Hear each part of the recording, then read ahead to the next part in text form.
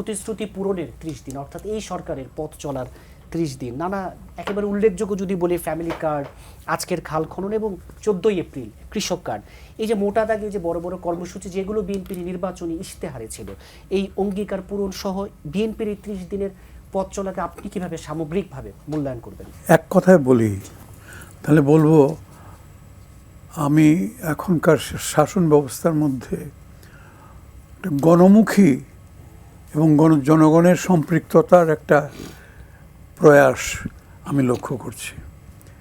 প্রশাসন বা শাসন যে নামেই ডাকুন না কেন, দুইটাই খুব সুন্দর শব্দ, কঠিন শব্দ, কিন্তু এগুলোর মধ্যে জনগণ ঠিক খুঁজে পাওয়া যায় না। বললেই সরকারি প্রশাসন যন্ত্রই বোঝায়, বললেই রাজনৈতিক নেতৃবৃন্দ যারা দেশ চালান, মন্ত্রী হন, মন্ত্রী পরিষদ গঠন করেন ইত্যাদি ইত্যাদি, তাদের বোঝায়। কিন্তু মানুষ কই, মানুষজন কোন? এই জনগণকে সম্পৃক্ত করা এটা প্রথম করেছিলেন যিনি, আমি সেই আমার পাকিস্তানি আমলের চাকরি জীবন থেকে বলছি, সত্যি কথা উইদাউট এনি বায়াস বলছি, যে সেটা কিন্তু আমরা জিয়াউর রহমান সাহেবের সঙ্গে লক্ষ্য করলাম। অন্যান্য সময় কি হতো, হ্যাঁ আমরা সেই পাকিস্তানি আমলে আমি ব্রাউনবাড়িয়ার মতো একটা সাব ডিভিশনে এসডিও ছিলাম, তারপরে পশ্চিম পাকিস্তানে ছিলাম, দেখি কি উপর থেকে আসলো, নির্দেশ আসলো এই করতে হবে, বা একটা প্রজেক্ট নেওয়া হলো।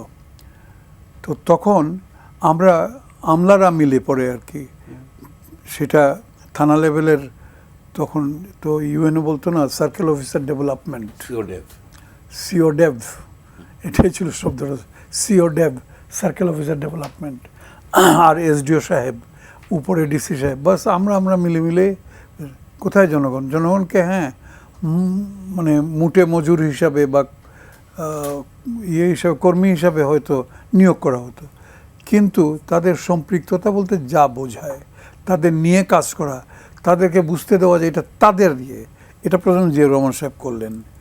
এবং এটা এমন সুন্দরভাবে শুরু করলেন যে সমস্ত দেশে একটা সাড়া পড়ে গেল। তার বক্তব্য ছিল যে আমি আমাদের দেশের যে অপরিমেয় জনশক্তি আছে, যেটা আনট্যাপড হয়ে যায় সবসময়, এটা কাজে লাগানো হয় না, আমি এটাকে কাজে লাগাবো, এবং এটাতে তিনি সফল হয়েছিলেন আমি বলবো। আমাদেরকে বলা হলো, অর্থাৎ আমরা যারা কেউ এসডিও কেউ ডিসি ইত্যাদি ছিলাম, আমাদেরকে বলা হলো যে আপনারা এদের সঙ্গে মিলে যান, ওরা এসে আপনার সঙ্গে মিলবে না, আপনি ওদের কাজের সঙ্গে গিয়ে মিলে তারপরে ওরা কী চাচ্ছে, ওদের চাহিদাটা কি সেটা করেন। এটা হয়তো সবাই বুঝেছিল কিনা জানি না, আমি কিন্তু খুব কাছে থেকে ওনাকে কয়েকবার দেখি। সেই খুলনাতে আমি ডিসি ছিলাম প্রথম বেশ কিছুদিন, তখন জিয়াউর রহমান সাহেব ক্ষমতায় আসলেন। এরপরে বৃহত্তর ঢাকা জেলা, বৃহত্তর খুলনা, বৃহত্তর ঢাকা ইত্যাদিতে, বৃহত্তর ঢাকা জেলাতে তো খুব কাছে থেকে ওনার সঙ্গে কাজ করার সময় এমনও হয়েছে, রাত্রে 12টা 1টার সময় হঠাৎ করে, স্যার প্রেসিডেন্ট সাহেব কথা বলবেন, কি? বাস ঠিক আছে। কেডি সাহেব ঘুমিয়ে পড়েছিলেন, না স্যার বলেন কী ব্যাপার, শুনেন অমুক জায়গায় এরম করে কথা বলতেন, অমুক জায়গা থেকে আমার কাছে লোকজন এসছে, তারা ওখানে তাদের খালের দরকার, পানির জলসেচের কোনো ব্যবস্থা নাই, সেই তা আপনি একটু দেখে এসে আমার সঙ্গে একটু আলোচনা করবেন। This was his approach. অন্য কোনো প্রেসিডেন্ট হলে ডিসি, তা এরকম তো ঘরে ঘরে ডিসি পাওয়া যায়, এত শত ডিসি আছে, এর সঙ্গে আবার আমি কি কথা বলি, কথাই যদি বলতে হয়, আচ্ছা সেক্রেটারি, তার বস, তার সঙ্গে নয় কথা বলব।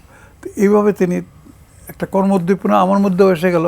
প্রেসিডেন্ট আমাকে রাত্রে ফোন করে বলেছে ইত্যাদি। আমার পরিষ্কার মনে আছে, একবার 25শে ডিসেম্বরের আগের রাত্রে, তারপরে উনি আমাকে ফোন করেছেন গভীর রাতে, আমি তখন ঢাকার ডিসি, করে বলছেন, ডিসি সাহেব আমার সঙ্গে দেখা করতে এসেছিল, আমার এখনও পরিষ্কার মনে আছে যে আমার সঙ্গে দেখা করতে এসেছিল খ্রিস্টান নেতৃবৃন্দ, হ্যাঁ খ্রিস্টীয় নেতৃবৃন্দ আসছিল দেখা করতে। তো তারা একজন দাবি করেছে, বলে কোথায়, তো আমি জায়গাটার নাম ভুলে গেছি, নারায়ণগঞ্জের কোনো একটা এলাকা, তো ওখানে তারা একটা খালের অভাবে, পানির অভাবে এসেছে, তো আপনি একটু কাইন্ডলি একটু দেখবেন রাতে 12টার সময়। সেই জায়গায় বাবার যেই দেখানো পথ আজকে ছেলে যেই উদ্বোধন করলেন, এটা এতদিন পর্যন্ত এই পথ যে শব্দটা বললেন আপনি, দুঃখের বিষয় আমি বলবো এই পথটা অ্যাবান্ডন ছিল, এটাকে বর্জিত একটা রাস্তা ছিল। অর্থাৎ জনগণকে যে উদ্দীপ্ত করা, জনগণের সম্পৃক্ত করা, কেন আপনি যদি আমাকে জিজ্ঞেস করেন কেন এরকম করে এটা বর্জন করা হলো, সেই ওই যে তাহলে তো সমস্ত ইয়ে চলে যাবে, কে বলে বাহাবা চলে যাবে সমস্ত কিছু। জিয়াউর রহমান তিনি তখন যদিও শহীদ রাষ্ট্রপতি, উনি যখন শহীদ হলেন তখন আমি ঢাকার ডিসি ছিলাম। বড় কষ্ট লাগে, হঠাৎ করে শুনতে হলো ভোরবেলা যে এই কাণ্ড হয়েছে। তো যাই হোক, ওই ধরনের নেতৃত্বের দরকার। তো সেই ধরনের নেতৃত্ব এখন শহীদ জিয়ার সুযোগ্য পুত্র এবং তারুণ্যদীপ্ত এই তারেক জিয়ার মধ্যে আমরা দেখতে পাচ্ছি।